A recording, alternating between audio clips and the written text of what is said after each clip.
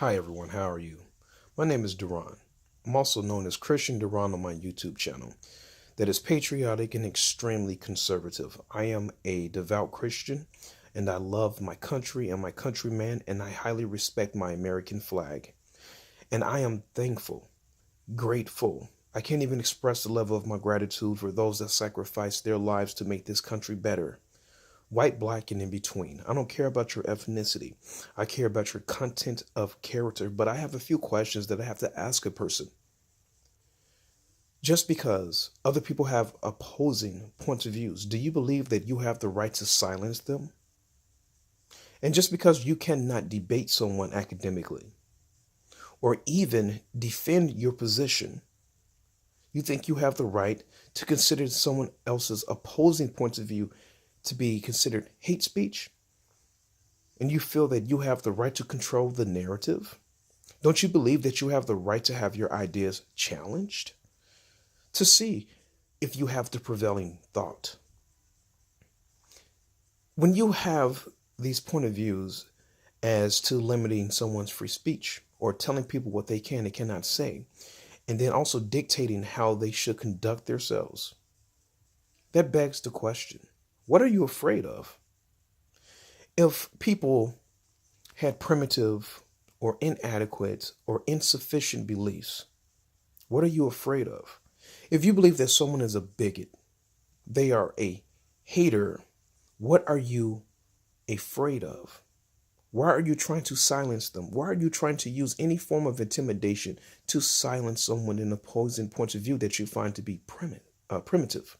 If it is truly primitive, then it poses no threat. There's no existential threat whatsoever. So, why? Why resort to these extreme methods of silencing people? How come YouTube likes to silence conservatives when conservatives do not pose a threat whatsoever? But we only challenge the narrative. We want to invoke critical thinking skills and critical thought. We wish to basically broaden other people's horizons and to expand your mind mentally. What is wrong with increasing your mental acuity? There's nothing wrong with that. What is wrong with having a debate? What is wrong with being challenged? What is wrong with being offended by what someone has to say? How come your race isn't separated from your ideology? Aren't I an individual? Do I have the right to think for myself and get away from the group think or this herd like mentality? Do I have to be a collective? How come I can't just be an independent person who can think for themselves and espouse my own views and beliefs and express my own principles as long as I am not calling for death or inciting any kinds of violence? Why do you feel that my voice should be taken away? Why do you believe you have the right to infringe on my civil rights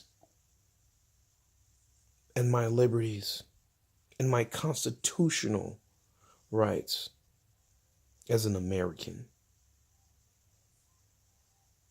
I believe you have a lot of soul searching to do within inside of yourself.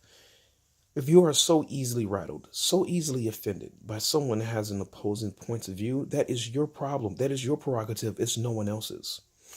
Here in the United States, a person has the right to say what they want to say, when they want to say it, and how they want to say it. And if you don't like that, then maybe you should just leave the United States. This country is great, not because people were babyfied and sissified and pampered and spoiled and coddled their entire lives. No, this country is great because of brave men and women who got out there and they actually fought tooth and nail and they worked with their bare hands to build this great country, and they died defending it, fighting against tyranny, systematic oppression of any sort, and also fighting for religious freedom and liberty, which this country was founded on by the Puritans. Who are you to think that you can actually erode the United States from within and do away with the United States Constitution and also our history? You have the audacity, you have the gall to even think that you have the right to be a fascist and tell everyone else to shut up and dictate the narrative and then use any form of intimidation to try to silence us. You will lose. We are a people, we are a country that is founded on liberty and rights. And our rights are given to us by God, not by man and not by government. So if you are a statist, well, meet a true anarchist as myself, who loves his country and his countrymen, and who has faith in his God, and then who also trusts his men to do the right thing in their country and not government. Welcome to those who are the self-governed, those who do not have to be taught to be compliant to someone's delusions. I am the free man. I am the free thinking man. My race does not dictate my intellect, nor does my race dictate my opinion.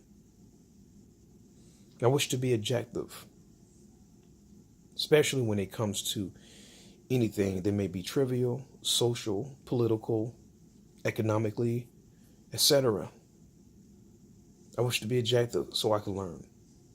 But who are you to tell me because I am black I must think and I must act a certain way? Well, I'm sorry to shatter your mold. No, I'm not, actually.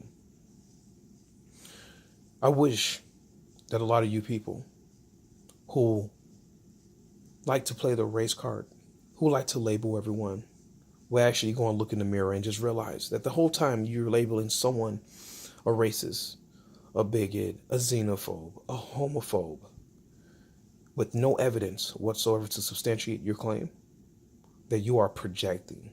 And it is you who is the bigot, the homophobe, the xenophobe, the heterophobe.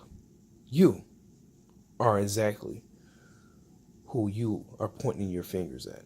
Please make sure that when you make a claim or an assertion or an accusation, that you are not guilty of it yourself. A lot of you guys are glorified hypocrites, and you're being called out on it, and you don't like it because you cannot defend your position, because your defense is weak.